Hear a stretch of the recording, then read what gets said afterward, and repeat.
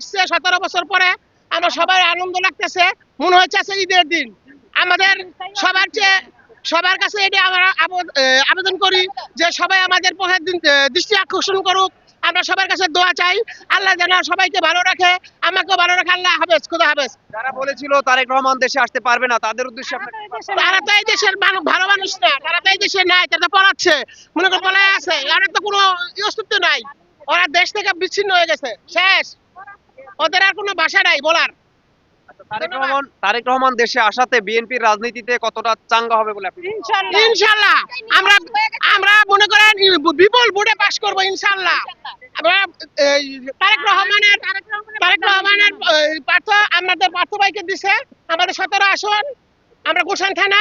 আমরা চাই বিপুল ভোটে পাস করব ইনশাল্লাহ। আমরা সারা বাংলাদেশের মানুষের কাছে আমরা আবেগ জানাই, দোয়া চাই যেন সবাই আমাদের একত্র হয়ে ধানের শীষ মার্কায় ভোট দেয়। ধন্যবাদ।